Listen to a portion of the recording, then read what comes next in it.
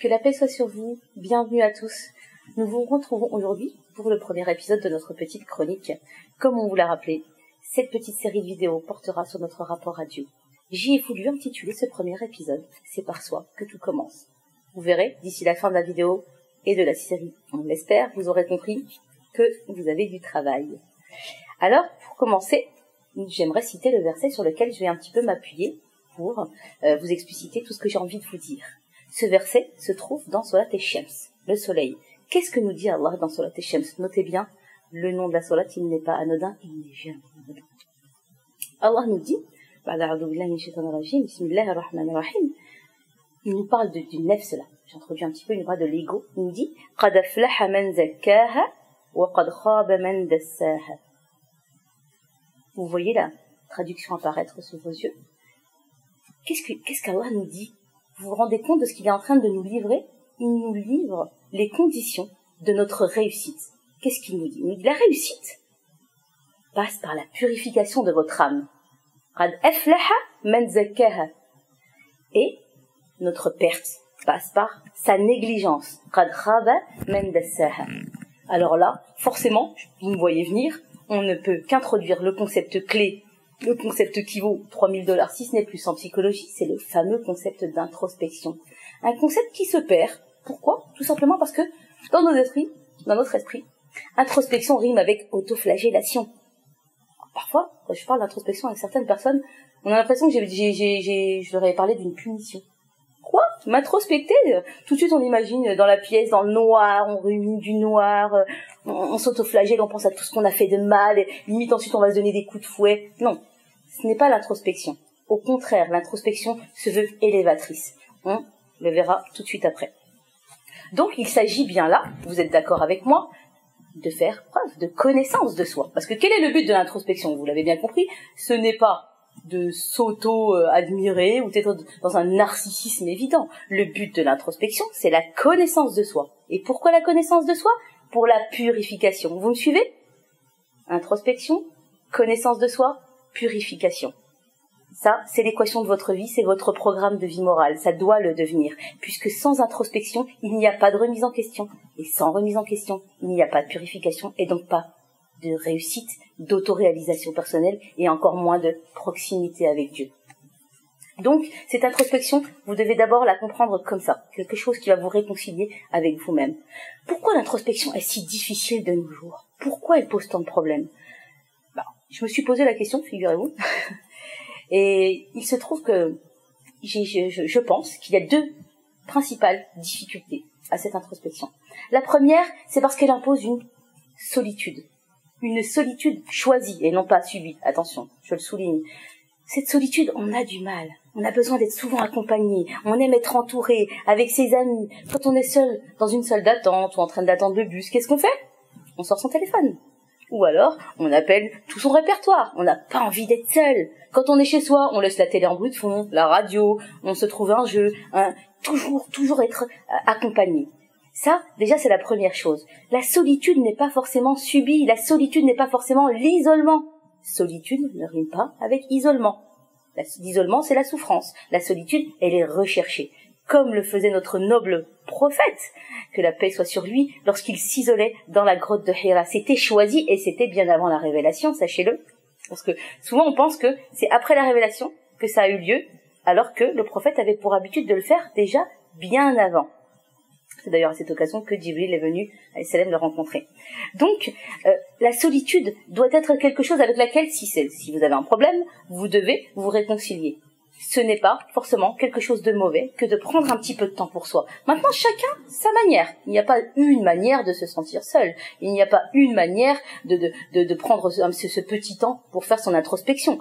Le prophète, sallallahu alayhi wa sallam, c'était dans sa grotte. Vous, ça peut être dans la forêt, ça peut être dans votre chambre, ça peut être en faisant aussi quelque chose à travers un support, ça peut être à travers le chant, ça peut être à travers la peinture, quelque chose qui est dans la créativité. Chacun son introspection. Donc ça, c'est la première chose. La deuxième difficulté, donc je vous parlais de deux difficultés majeures selon moi, la deuxième difficulté, c'est justement le fait d'être toujours dans l'action. Aujourd'hui, la vie intérieure n'existe plus. la vie extérieure a pris toute la place. Nous sommes complètement pris par le faire, agir, paraître, parler, rechercher le regard de l'autre, s'engager. Stop. Ne sommes-nous pas des êtres humains? Prenez le temps un petit peu de l'être. Faites dominer l'être sur l'avoir et sur le faire. Ce faire qui vient peu à peu grignoter, justement. C'est cette âme pour n'en laisser rien du tout, le vide absolu. Donc c'est vraiment une difficulté. On a besoin, tous ensemble, de travailler dessus au quotidien. Si vous sentez vraiment que vous avez pas dans votre habitude, dans votre programme quotidien, suffisamment de temps, prenez-le. Bon. J'aime cette expression parce que on dit souvent j'ai pas le temps. Le temps se prend. Il va pas venir à vous. L'occasion se crée, le temps se prend. Donc asseyez-vous, prenez le temps, ne serait-ce que maintenant, et dites-vous allez, quand est-ce que je pourrais m'octroyer un petit moment à moi, rien que pour moi, voilà, et cessez d'être dans le faire, parce que le faire ne permet pas la remise en question nécessaire. Donc c'est vraiment très très important, et d'ailleurs je vous renvoie à ce que dit Edgar Morin. Edgar Morin, il dit quelque chose de précieux, je trouve. Il nous parle de réhabiliter, de réinstaurer l'introspection. Effectivement, ça devrait être limite, j'ai envie de vous dire, une matière qui est instruite à l'école, enseignée à l'école. Ça devrait être aussi une habitude que l'on prend avec nos enfants. Éduquons nos enfants à l'introspection, éduquons-les. Le petit bilan de la fin de journée, le petit bilan le petit rituel du coucher, on peut instaurer cette introspection dans le rituel du coucher. Et d'abord et avant tout, je pense que le fameux proverbe qui nous dit que toute charité est bien ordonnée commence par soi-même. Si vous voulez que vos enfants aient cette habitude de l'introspection, montrez-leur l'exemple. Exprimez vos pensées, remettez-vous en question devant eux, parlez-leur de comment ça se passe dans votre esprit lorsque vous prenez des décisions. Comme ça, ils vont comprendre que vous n'êtes pas en train de foncer tête baissée dans le quotidien et que, hop, allez, c'est vrai, c'est important de réfléchir au final. C'est important de prendre du temps pour réfléchir avant d'agir.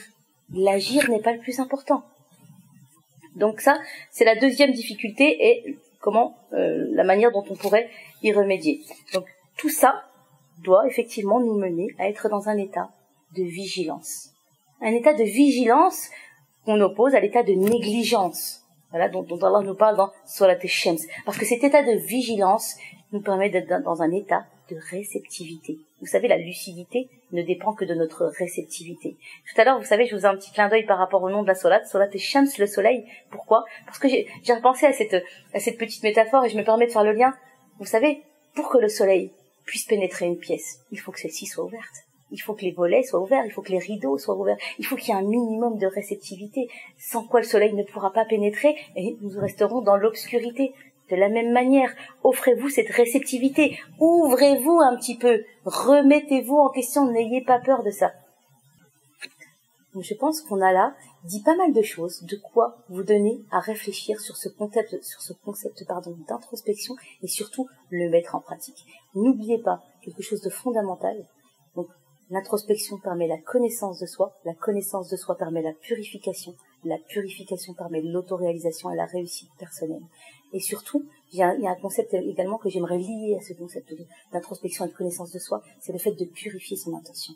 Comment prendre le temps de purifier son intention si ce n'est en s'accordant ce temps quotidien pour réfléchir? Parce qu'on pense, on le sait, les actes ne valent que par les intentions. Ça, je pense que c'est une parole que tout musulman, enfin je l'espère, a dans son cœur et a tenter de comprendre. Mais l'intention, elle est fondamentale. L'intention, elle se parasite au cours du temps. L'intention, elle ne demeure pas comme ça intacte. Et comment faire si ce n'est l'interroger? Et ça, c'est un exercice à faire en individuel. Je vous l'encourage à faire en individuel, mais également en couple. Vous remarquerez, par exemple, quand on se dispute avec son conjoint, qu'on fait plus attention à ce que l'autre a dit, on se rappelle plus facilement ce que l'autre a dit que ce que nous avons dit. Parce que pourquoi? L'âme ne veut pas la remise en question. L'âme ne veut pas l'introspection. C'est difficile. L'âme se rigidifie, en fait. Et là, pour ça, la métaphore du cavalier, elle est parfaite. Vous devez être, tel un cavalier avec sa monture. Ferme, mais doux. On n'est pas dans l'écrasement, nous sommes dans ilm al-nafs, la connaissance de soi, dans le but du jihad al-nafs, mais un jihad doux, l'apprivoisement plutôt que l'écrasement. C'est ça le vrai sens du jihad, selon moi. J'apprends à connaître mon nefs pour pouvoir ensuite la guider, de tenir les rênes d'une manière ferme en lui expliquant là j'y vais, là je n'y vais pas, mais c'est moi qui garde les commandes, ce n'est pas toi qui garde les commandes. Parce que sachez-le, lorsque le nefs a envie d'assouvir une passion, et ça Ibn al-Jawzi, rahimahullah, nous le dit très bien dans Talbis Iblis, lorsque le nefs veut assouvir une passion, une pulsion, appelez-le comme vous voulez, elle passera par tous les moyens pour y arriver. Forcément, elle va pas venir en frontal. Elle va pas vous dire, va boire de l'alcool, va faire des choses haram. Non, elle va contourner. Comme Talbis Iblis, il se déguise. Comme le shaitan se déguise pour parvenir jusqu'à nous, Nefs se déguise également. Elle met un masque ou deux pour apaiser notre conscience. De cette manière, nous continuons à banaliser nos erreurs et à les continuer sans les corriger. Donc vous l'avez compris, ce concept d'introspection est plus que vital, il est le pilier du programme de votre vie morale. Je vous remercie pour votre attention et je vous dis à très bientôt pour le prochain épisode. Que la paix soit sur vous et en vous.